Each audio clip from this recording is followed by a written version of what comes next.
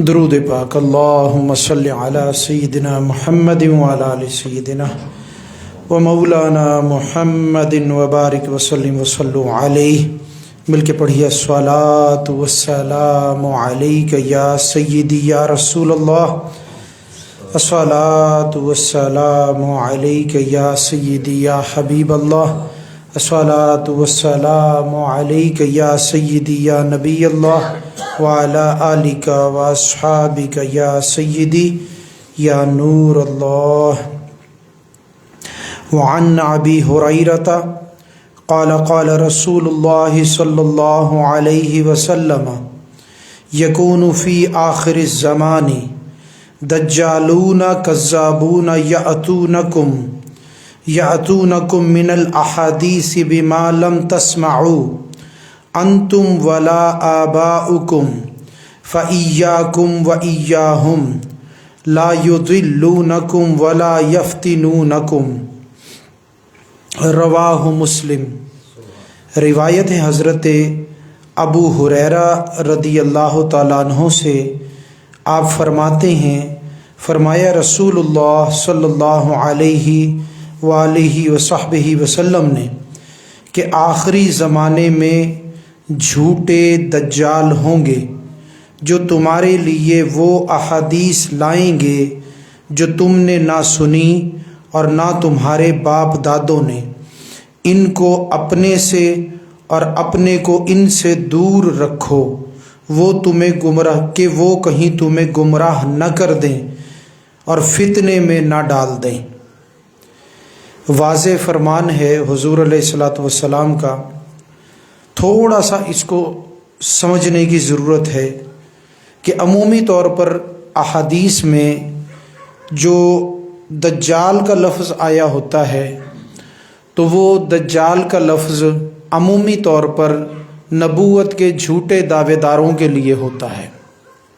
عمومی طور پر یہ لفظ دجال کا، یا جیسے فرمایا گیا کہ 30 دجال ہوں گے، یعنی نبوت کے جھوٹے دعوے داروں کو دجال کہا جاتا ہے. اور دجال کبیر یا بڑا دجال کہا جاتا ہے اس کو جو خدائی کا دعویٰ کرے گا، جس کا نام معروف ہے. تو یہاں پر ان میں سے کسی دجال کا ذکر نہیں ہے اس حدیث پاک میں. اس سے مراد وہ دجال بھی لیے جا سکتے ہیں، لیکن چونکہ حدیث پاک کا مضمون یہاں پر کچھ اور بیان فرما رہا ہے تو لہٰذا وہ دجال بھی وہ والے نہیں بلکہ یہ دجال اور ہیں.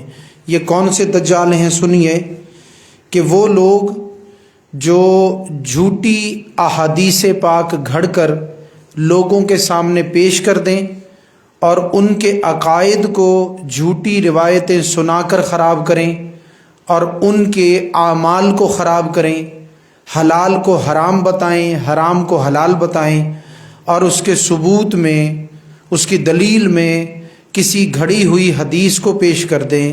تو یہاں پر یہ ان لوگوں کے لیے دجال کا لفظ استعمال ہوا ہے اور فرمایا فی آخر الزمان دجالون کذابون، کہ یہ وہ لوگ ہیں جو دجال بھی ہیں کذاب بھی ہیں، یعنی جھوٹے بھی ہیں. اور دجال جو ہے یہ لفظ دجل سے بنا ہے، لفظ دجل سے بنا ہے. دجل کے معنی ہیں آپ کی سادہ زبان میں فراڈ، دھوکہ. تو جو انسان دھوکہ دے یعنی جھوٹی روایات گھڑ کر سنائے، لوگوں کو دھوکہ دے، تو اس دجل کی وجہ سے اسے دجال کہا جاتا ہے. اور چونکہ اس نے حضور علیہ الصلاۃ والسلام کی ذات پر جھوٹ جوڑا ہے اس لیے اسے کذاب بھی کہا جاتا ہے.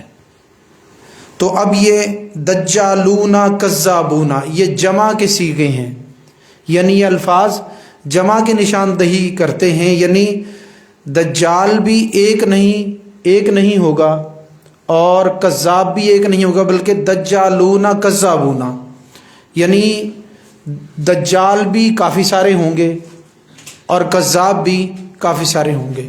اور یہ جو حدیث پاک گھڑیں گے ان پر دجالون کذابون دونوں الفاظ کا اطلاق ہوگا، کہ جھوٹ بھی بولتے ہیں اور لوگوں کو دھوکہ بھی دیتے ہیں، تو دجال بھی ہوئے اور کذاب بھی ہوئے۔ تو اس سے مراد میں نے آپ کو بتا دیا وہ لوگ جو احادیث مبارکہ کو جو ہے چھوڑ کر جھوٹی احادیثوں کو گھڑ لیں اور پھر ان کو لوگوں کو سنا کر ثبوت اور دلیل کے طور پر لا کر ان کے عقیدوں کو اور ان کے اعمال کو خراب کریں اور انہیں بد عمل بنا دیں اور بد عقیدہ بنا دیں۔ بد عقیدگی تو اس دور میں عام ہو چکی ہے، آپ کو معلوم ہے۔ وہ نہ صرف جھوٹی روایات کے ذریعے سے بلکہ سچی روایات کی غلط تشریحات کے ذریعے سے بھی، غلط شروحات کے ذریعے سے بھی لوگوں کے عقیدوں کو خراب کیا جا رہا ہے۔ تو لہٰذا اس کے ساتھ ساتھ کہ جھوٹی روایات سنانے والوں سے بچیں، اس کے ساتھ سچی روایات کی غلط تشریحات کرنے والوں سے بھی بچا جانا نہایت ضروری ہے۔ اور بچیں گے تو ایمان کی حفاظت ہوگی اور بچیں گے تو اعمال کی حفاظت ہوگی، وگرنہ میرے دوستو کہیں تو عقیدہ برباد ہو جائے گا اور کہیں اعمال برباد ہو جائیں گے۔ اب اس حدیث پاک کا جو مضمون ہے اس میں جو اس کا مقصد تھا وہ میں نے آپ کو سنا دیا۔ ساتھ نشانی کیا بتائی ان روایات کی، فرمایا کہ تسمعوا انتم ولا آباؤکم، فرمایا کہ تم نے بھی نہیں سنی ہوگی، نہ تمہارے باپ دادوں نے سنی ہوگی، نئی نئی حدیثیں گھڑ کر لے آئیں گے۔ اور پھر اس کا علاج بھی بیان فرمایا، یعنی جو لوگ جھوٹی روایات گھڑتے ہوں، لوگوں کو اس طرح سے گمراہ کرتے ہوں، اب آپ جو ہے وہ اپنا ایمان ان سے کیسے بچائیں گے کہ اور اپنے اعمال ان سے کیسے بچائیں گے کہ بد عملی سے بھی بچیں، بد عقیدگی سے بھی بچیں۔ تو وہ کس طرح سے بچیں گے؟ تو حضور علیہ الصلاۃ والسلام نے بڑا بہترین نسخہ عطا فرمایا۔ کیا فرمایا؟ کہ ان کو اپنے آپ سے دور رکھو اور اپنے آپ کو ان سے دور رکھو۔ ان کو اپنے آپ سے اور اپنے آپ کو ان سے، یعنی ان سے جو تم تعلق کسی سے بناتے ہو تو ان سے ایسا تعلق بھی پیدا نہ کرو، اور جو لوگ تم سے تعلق بناتے ہیں تو تمہارے تعلق والے میں بھی کوئی تم سے ایسا تعلق پیدا نہ کرے کہ جو اس قسم کا بندہ ہو۔ تو اپنے آپ کو ان سے دور رکھو اور ان کو اپنے آپ سے دور رکھو، ٹھیک ہے نا؟ تو یہ دونوں ہی رخ ضروری ہیں، اپنے آپ کو بھی دور رکھو اور ان کو بھی اپنے سے دور رکھو، کہ یہی نہیں کہ صرف ان کی باتیں تمہیں پہنچیں۔ ایسا بھی نہ کرو کہ تم انہیں کوئی سوال کرو اور وہ جواب دے دو، تو لہٰذا تم اپنے آپ کو بھی دور رکھو ان سے اور ان کو بھی دور رکھو اپنے آپ سے۔ تو دور رکھو، اور اس سے پھر ہوگا کیا کہ نہ تو وہ تمہیں گمراہ کر سکیں گے، نہ تمہیں فتنے میں ڈال سکیں گے۔ اب اگر تم ان کے قریب لگو گے یہ سوچ کر کہ بھئی یہ تو قرآن و سنت کی باتیں بتاتے ہیں، یہ تو بڑی بڑی احادیث اور قرآن کی آیتیں پڑھ پڑھ کر سناتے ہیں، اگرچہ اس کی غلط تشریحات ہی کرتے ہوں اور بیچ میں غلط جو ہے میرے دوستو یعنی جھوٹی روایات بھی ڈال دیتے ہوں، تو چونکہ عربی آپ ان میں زیادہ سن لیتے ہیں تو آپ یہ سمجھتے ہیں کہ شاید یہ کوئی زیادہ مستند بات کر رہا ہے، حالانکہ اس چیز سے اس کا کوئی تعلق نہیں ہوتا۔ تو فتنے سے بچنا ہے، گمراہی سے بچنا ہے، تو نسخہ یہی ہے کہ اپنے آپ کو ان سے دور رکھنا ہے اور ان کو اپنے آپ سے۔ تو اسی طرح سے یہ بھی اسی کے ضمن میں سن لیں کہ حضرت امیر معاویہ رضی اللہ تعالیٰ عنہ نے اپنے زمانے میں یہ اعلان فرما دیا تھا کہ ہم وہی حدیث قبول کریں گے جو حضرت فاروق اعظم کے زمانے میں شائع ہو چکی ہے، کیونکہ آپ کے حضرت مفتی احمد یار نعیمی صاحب فرما رہی ہیں کیونکہ آپ کے زمانے میں بعض چھپے منافقوں نے بہت ساری حدیثیں گھڑ لی تھی، اور ان میں سے بہت ساری حدیثیں وہ تھی جو مولا علی کے فضائل میں گھڑی گئی، اور بہت ساری حدیثیں وہ تھی جو مولا علی کے خلاف گھڑی گئی، یعنی بہت ساری وہ جو مولا علی کے فضائل میں اس طرح سے گھڑی گئی کہ جو خصوصیات اللہ نے آپ کو رکھی ہیں مولا کائنات بنایا ہے، ان خصوصیات کے علاوہ وہ خصوصیات جو مولا علی میں نہیں ہیں ان کی بھی احادیث گھڑ لی تھی منافقوں نے، اور فرمایا بہت ساری احادیث وہ گھڑ لی تھی جو مولا علی کے خلاف تھی۔ تو اس زمانے میں اگر احادیث گھڑی جا رہی تھی تو اس زمانے کا کیا حال ہوگا میرے دوستوں؟ تو یہاں سے کسی دجال اور کذاب کو بیٹھ کر آپ جو ہے میرے دوستو کسی مسجد میں کسی سوشل میڈیا پر نہیں سن سکتے، صرف ان لوگوں کو سن سکتے ہیں جو علماء اہل سنت ہیں، اولیاء امت ہیں، اور آپ کو سچی روایات سناتے ہیں اور قرآن کی درست تفاسیر جو ہیں وہ آپ کے سامنے رکھتے ہیں، اور درست ہی احادیث کی شرحیں آپ کے سامنے کرتے ہیں۔ اور نشانی کیا ہے؟ ان کے بیانات اور دروس سننے سے میرے دوستو ایمان میں اضافہ ہوتا ہے اور اعمال سنورتے ہیں، عقیدہ درست ہوتا چلا جاتا ہے۔ درود پاک پڑھتے جائیں اور آگے آگے بھی ذرا تشریف لے آئیں۔ اللہم صلی علی سیدنا محمد وعلی آل سیدنا و مولانا محمد وبارک وسلم۔ تو ایسے لوگوں سے شروح احادیث سننا یا درس قرآن سننا کہ جو درمیان میں جھوٹی روایتیں بھی سنا جائیں، ان کی نشانی کیا ہوگی؟ جب احادیث و قرآن ان سے سننا شروع کریں گے، بیچ میں وہ اپنے مقاصد کی باتیں کریں گے اور آپ کے اعمال بھی اور عقیدے بھی بگڑنا شروع ہو جائیں گے۔ اب یہاں پر کیا فرمایا گیا کہ نہ تو تم نے سنا ہوگا نہ تمہارے باپ دادوں نے، لہٰذا اہل سنت کے گھرانوں کے باپ دادوں کے عقیدے بھی بالکل صحیح تھے اور ہمارے عقیدے بھی اللہ کے فضل سے بالکل صحیح ہیں۔ لہٰذا مروجہ عقائد، وہ عقائد جو متواتر ہم تک پہنچے ہیں، حضور علیہ الصلاۃ والسلام سے صحابہ کرام نے تعلیم پائی ہیں، اور پھر صحابہ کرام سے تابعین، پھر تبع تابعین، ائمہ محدثین فقہا، ان سے ہو کر ہم تک جو عقائد اور جو مسائل پہنچے ہیں، لا محالہ ہمیں اسی پر عمل کرنا ہے، نہ ذرہ برابر اس میں کمی کرنی ہے نہ ذرہ برابر اس میں اضافہ کرنا ہے۔ بس یوں سمجھ لیں کہ یہ جو بات آپ کے سامنے پیش کی، یہ مکتوبات امام ربانی کا اگر ایک نچوڑ نکالا جائے تو وہ یہ ہے، کیونکہ امام ربانی حضرت مجدد الفسانی جو 1000 سالہ مجدد ہیں، انہوں نے بدعات کا میرے دوستو بڑا ہی عظیم طریقے سے اور بہت ہی سخت بائیکاٹ کیا ہے۔ تو اگر ہم انہی چیزوں پر، انہی عقائد پر، انہی اعمال پر کھڑے رہیں گے کہ جو ہمیں عقائد متواترہ اور مسائل جو فقہا سے ملے ہیں، تو میرے دوستو بلا شک و شبہ ہم ہدایت پر رہیں گے اور ہمارے اعمال بھی شریعت کی نظر میں بالکل درست مانے جائیں گے اور ہمارے عقیدے بھی شریعت مطہرہ میں درست تسلیم کیے جائیں گے۔ تو لہٰذا میرے دوستو بد عقیدہ لوگوں کی، بد مذہبوں کی صحبت و سنگت سے بچنا نہایت ضروری ہے۔ ہمارے خواجگان نقشبندیہ مجددیہ جب فرمایا کرتے تھے نا نصیحت، اور جب لوگوں کو مرید کرتے ہیں تو وہ یہی نصیحت فرماتے، یہی جو ہے اس کو تلقین فرماتے ہیں کہ بد مذہبوں سے بچو۔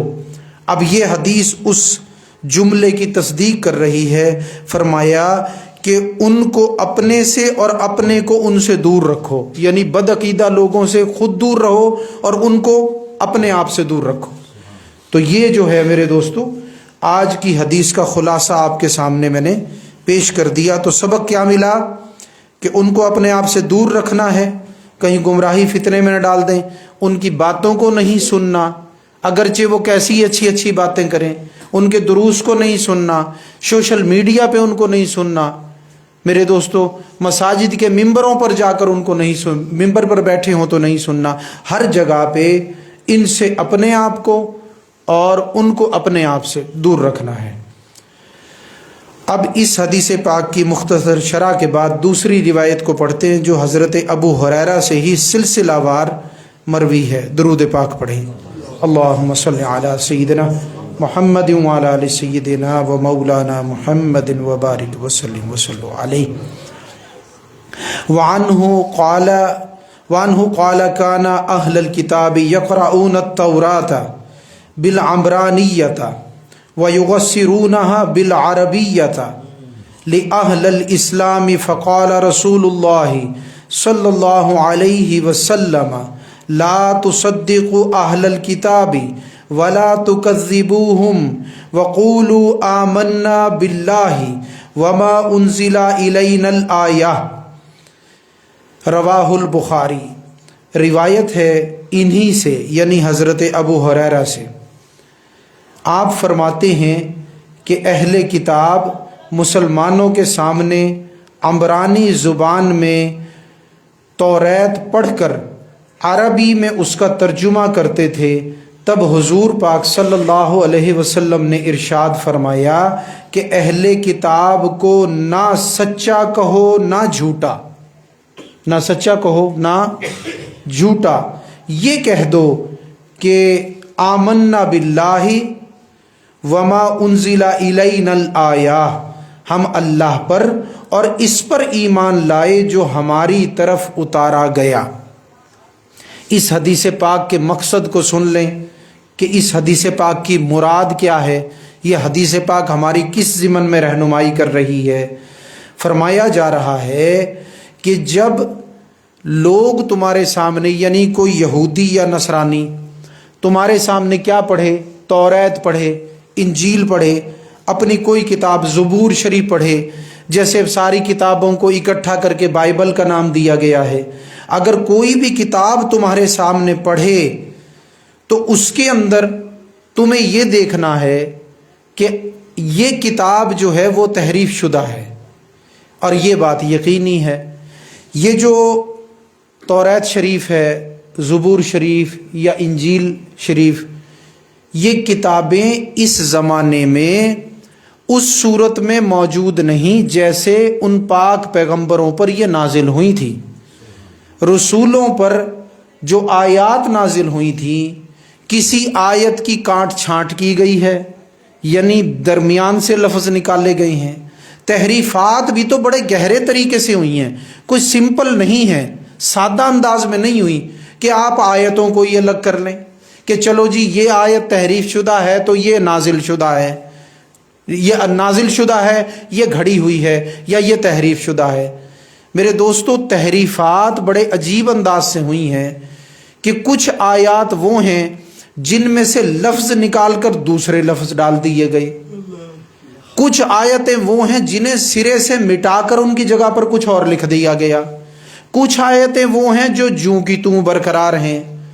تو اس کے اندر تحریفات ہیں۔ وہ موجودہ وقت کی کتاب بائبل ہو اکٹھی جو کی گئی ہے، یا میرے دوستو وہ اپنے پرانے نسخوں میں موجود ہوں جیسا کہ قرون وسطیٰ میں ہوتی رہی ہیں، درمیان کے زمانوں میں، ان سب میں تبدیلیاں ہیں اور وقت کے ساتھ ساتھ مزید تبدیلیاں آتی رہی۔ غیر معتبر ہونے میں اور تحریف شدہ ہونے میں اگر ایک مضحکہ خیز چیز آپ کے سامنے میں بیان کروں کہ جس کے اندر ایک عجیب سا معاملہ ہے، وہ کیا ہے کہ بادشاہ نے میرے دوستو کیا کیا، ہرکلیس آپ کے سامنے یہ نام آپ نے سنا ہوگا، یونان کا طاقتور انسان جس نے پھر جو ہے میرے دوستو وہ بادشاہت حاصل کر لی، تو اس نے کیا کیا، اس نے کہا جیسے سارے کام طاقت کے زور پہ کیے ہیں نا، ایسے ہی یہ عیسائیت کا جو کام ہے نا، اس کو بھی طاقت کے زور پہ سنبھال لوں گا جو بکھر گیا ہے۔ اب اس نے کیا کیا، اس نے سارے جتنے بھی لوگ تھے جن کے پاس جو ہے نسخے تھے انجیل کے، تو ان سب اناجیل کو اکٹھا کر لیا۔ وہ غالباً تعداد 300 یا 400 نسخے بنے، جو ایک نسخہ دوسرے سے نہیں ملتا تھا۔ بھئی کوئی ایسا نہیں تھا کہ 10 کتابیں تو ایک جیسی ہیں، 10 ایک جیسی ہیں، یوں کر کے جناب ان کے کوئی 40 حصے بن جائیں یا 30 جناب حصے بن جائیں کہ جی 10 کی کیٹیگری بن گئی ہیں جی، ایسا نہیں۔ 300 تھے یا 400 تھے، وہ نسخے منگوائے، سارے نسخے الگ الگ ہیں، ایک دوسرے سے کوئی نسخہ کوئی کتاب ایک دوسرے سے مل ہی نہیں رہی۔ اب اس نے میرے دوستو کیا کیا، کہنے لگا یہ بڑی میز ہے نا، سارے اپنی کتابیں اس پہ رکھ دو، میں زور کے ذریعے اس کو حل کروں گا۔ اب زور کے ذریعے پتہ کیسے حل کیا؟ یقین کرو کئی دفعہ تو ایسے مسائل درپیش ہوتے ہیں اور پھر ان کے جو حل ہے نا وہ اس سے زیادہ عجیب ہوتے ہیں۔ اب اس نے کیا کیا، بڑی میز پر 400 اناجیل جو مختلفہ قسم کے نسخے تھے، ایک دوسرے سے کوئی میرے دوستوں مل نہیں رہی تھی، ان کو جمع کر دیا 300 یا 400۔ پھر کہنے لگا سارے پیچھے ہٹ جاؤ، میں پکڑ کر زور سے میز ہلاؤں گا، جو گر جائیں گے جھوٹی ہے، جو اس پہ رہ گئی وہ سچی ہے۔ کوئی بات سمجھ میں آئی؟ کیا بات ہے جی؟ اب جناب اس میز کو پکڑ کر ہلایا گیا، کتابیں جو اوپر نیچے رکھی تھی گرتی گئی۔ اچھا بھئی اب ذرا اپنی عقل کو ذرا تھوڑا سا باریکی کے ساتھ استعمال ہر کوئی کرے، فیس بک والے بھی، آپ لوگ بھی، کہ اب جو ترتیب کے ساتھ اوپر نیچے رکھی ہیں، جب میز ہلائی جائے گی تو پہلے کون سی گریں گی؟ اوپر والی۔ اب وہ تو نعوذ باللہ ہو گئی نا جھوٹی، حالانکہ ان میں بھی تو کچھ سچی آیات ہوں گی یا نہیں ہوں گی، ضرور ہوں گی۔ اب والیوں میں بھی تو مکمل جھوٹی تو نہیں ہے نا، اس میں بھی کچھ سچی آیات اللہ کا اتارا ہوا کلام موجود ہے۔ تو اتنی بھی جب سمجھ نہ آ رہی ہو کہ اوپر نیچے جو ہے مطلب نیچے رکھی جائیں گی، تو جب میز ہلائی جائے گی تو اوپر والی پہلے گریں گی۔ ظاہری بات ہے اس ڈھیر میں جو درمیان والا حصہ بچے گا وہی قائم رہے گا آخر تک۔ تو جناب اس کو پکڑ کے زور سے ہلایا، گرتی گئی، گرتے میرے دوستو ساری گر گئی۔ ان 300 یا 400 میں سے باقی بچی 4۔ اس نے کہا بس اب اس پر عمل ہوگا، باقی ساری نعوذ باللہ غلط اور یہ نعوذ باللہ ساری ٹھیک، باقی والی نعوذ باللہ ساری کی ساری ہی غلط، نعوذ باللہ اس لیے کہہ رہا ہوں، اور یہ نعوذ باللہ ساری کی ساری ٹھیک۔ پھر اس نے کہا بزور قوت بازو کے ساتھ اب اس پہ عمل کی جائے گا۔ اس نے وہ رائج کر دی۔ اب یہ تو ایک واقعہ سنایا، پتہ نہیں کتنے واقعات ہوئے۔ حضور علیہ الصلاۃ والسلام کے زمانے میں بھی جو اٹھا کر کتابیں لے آتے تھے آقا علیہ الصلاۃ والسلام کے سامنے، تو اسی پر اس جو ہے میرے دوستو حدیث پاک کو جو میں آج پڑھ رہا ہوں، تو اس کا جو ہے دار و مدار اسی بات پر ہے۔ فرمایا کہ اہل کتاب مسلمانوں کے سامنے عبرانی زبان میں توریت پڑھ کر عربی زبان میں ترجمہ کرتے ہیں۔ ٹھیک ہو گیا؟ سب سے پہلے تو توریت عبرانی زبان میں، ٹھیک ہے جی، انجیل سریانی زبان میں، تو یا عبرانی یا سریانی، سب سے پہلے تو اس میں ساری آیتیں درست موجود نہیں، تحریف والی کتابیں، پھر تحریف والی کتابوں کا، جن میں کچھ اللہ کا کلام، کچھ تحریف شدہ چیزیں، اب ان کا ترجمہ کر دیا جائے دوسری زبان میں، تو پھر تو کام اور زیادہ خراب نہیں ہو گیا بھائی؟ تو حضور علیہ الصلاۃ والسلام کی پاک ذات نے اسی کے بارے میں فرمایا عربی زبان میں ترجمہ کرتے ہیں۔ ٹھیک ہے، اب کیا کرنا ہے اس کا؟ ہمیں کیا کرنا ہے؟ ہمیں یہ کرنا ہے جو صحابہ کرام کو آقا علیہ الصلاۃ والسلام نے تلقین فرمائی، ٹھیک ہے، کہ اہل کتاب کو نہ سچا کہو نہ جھوٹا۔ یہاں پر اہل کتاب سے مراد یہ ہے کہ جو وہ بات اپنی کتاب سے تمہیں بتا رہے ہوں، اس اہل کتاب سے مراد کیا ہے؟ کہ اپنی کتاب سے جو بات نکال کے ترجمہ کر کے تمہارے سامنے بتا رہے ہوں، ان کو نہ سچا کہو نہ جھوٹا کہو۔ ان کی بات سن کر کیا کہو؟ آمنا باللہ وما انزل الینا الآیہ، ہم ان پر ایمان لائے ہیں، ہم ان پر ایمان رکھتے ہیں جو اللہ نے اتارا ہے، ہماری طرف اتارا ہے۔ اس سے مراد کیا ہے؟ کہ اس کتاب میں جو کچھ وہ موجود ہے نا جو اللہ نے اتارا تھا، اس پر ہم ایمان لائے ہوئے ہیں۔ اس طرح اللہ کی کسی آیت کا انکار نہیں کرو گے اور ایمان سے محروم نہیں ہوگے، ٹھیک ہے نا؟ تو لہٰذا جھوٹا اور سچا کہنے کے بجائے کیا کہو؟ آمنا باللہ، آمنا باللہ وما انزل الینا الآیہ۔ اگر کبھی کوئی آپ کے سامنے بھی ایسی بات پیش کر دے، کوئی کتاب کا جملہ، کوئی آیت بنا جو ہے وہ پیش کر دے، تو اس کا طریقہ کار کیا ہے کہ ہمیں کیا کہنا ہے؟ ہمیں یہی کہنا ہے، اردو میں بھی آپ کہہ سکتے ہیں کہ جو اللہ کی آیات ہیں ہم اس پر ایمان لائے۔ نہ اس بات کو جھوٹا کہیں نہ سچا کہیں، اس کا یہ جواب دے دیں، تاکہ کہیں اللہ کی جو نازل شدہ آیت ہے اس کو نعوذ باللہ جھوٹا کہہ کر ایمان سے ہاتھ نہ دھو بیٹھو، اور کہیں کسی بندے کے کلام کو اللہ کا کلام شمار کر کے اپنے ایمان کو برباد نہ کر بیٹھو۔ اچھا، یہاں پر ایک نشانی تھوڑی سی ہو سکتی ہے۔ مثال کے طور پر مفتی احمد یار نعیمی رحمۃ اللہ علیہ فرماتے ہیں یہاں پر توریت کی وہ آیات مراد ہیں جن کا سچ اور جھوٹ ظاہر نہ ہو، اور میں یہ کہتا ہوں چونکہ عام لوگوں پر سچ جھوٹ ظاہر نہیں ہوتا تو ان کا جواب یہی بنتا ہے، ٹھیک ہے۔ لیکن علماء کے لیے فرمایا گیا کہ منشائے حدیث یہ ہے کہ توریت و انجیل میں کچھ صحیح آیتیں بھی ہیں اور کچھ ملاوٹی بھی، لہٰذا ہر آیت میں سچ اور جھوٹ کا احتمال تھا۔ احتیاطاً حکم دیا گیا کہ تم یہ بات پیش کر دو کہ میں ایمان لایا اللہ کی آیات پر، میں اللہ کی آیت پر ایمان رکھتا ہوں۔ تو اس کے اندر جو ہے آپ فرماتے ہیں کہ بعض چیزیں ایسی ہیں، اب یہ بات علماء کے لیے ہے، بعض چیزیں ایسی ہیں جو بالکل آپ کی سادہ زبان میں کلیئر کٹ ہیں۔ جو کلیئر کٹ ہے نا چیزیں، وہ کیا ہیں؟ وہ چیزیں یہ ہیں کہ اگر کسی بندے کے الہ ہونے پر کوئی بات اس کتاب سے پیش کی جائے تو علماء اس کو یقیناً جھوٹا ہی کہیں گے۔ کیوں؟ اس لیے کہ الہ واحد کون ہے؟ اللہ۔ تو اگر وہ حضرت عزیر علیہ السلام کے نعوذ باللہ الوہیت کے بارے میں کوئی آیات پیش کر دیں گے تو اس بات کو جھوٹا ہی کہا جائے گا، لازمی بات ہے، وہ تحریف ہے، کیونکہ خدائے وحدہ لا شریک میرے رب کی ذات ہے۔ تو اس لیے علماء کے لیے فرمایا کہ ایسی آیات کے بارے میں وہ گفتگو کریں گے ان کے جھوٹا ہونے پر، لیکن عام بندے کے بارے میں یہی ہے کہ چونکہ اس بیچارے کو نہ ترجمہ سمجھ میں آتا، نہ یہ پتہ لگتا کہ یہ ترجمہ غلط کر رہا ہے صحیح آیت کا، یا کوئی غلط جو ہے یعنی تحریف شدہ چیز ہے اس کو میرے سامنے عربی عبارت بنا کے پیش کر رہا ہے، کیونکہ ہمارے ہاں اب عربی میں بھی یہ کتابیں موجود ہیں۔ تو اس لیے جو ہے عام بندے کا جواب یہ وہی ہے جو فرمایا گیا کہ میں ایمان لایا اللہ کی ان آیات پر جو اس نے ہماری طرف اتاری ہیں، بس یہ جواب ہے اس کا۔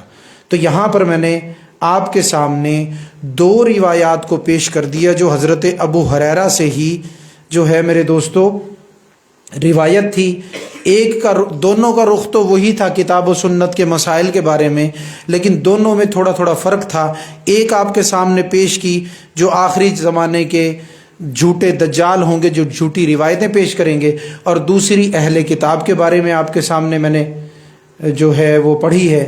اللہ تبارک و تعالیٰ سے دعا ہے کہ ان روایات سے جو کچھ مراد ہے اللہ اس پر ہمیں عمل کی توفیق عطا فرمائے، اور اللہ سب کے مسئلے مسائل کو دور فرمائے، پریشانیوں کو دور فرمائے۔ جتنے محفل میں آئے ہیں ان سب کی جو بھی مرادیں ہیں، جو بھی جائز حاجات ہیں، اللہ درس حدیث کے صدقے پورا فرمائے۔ وما علینا الا البلاغ المبین۔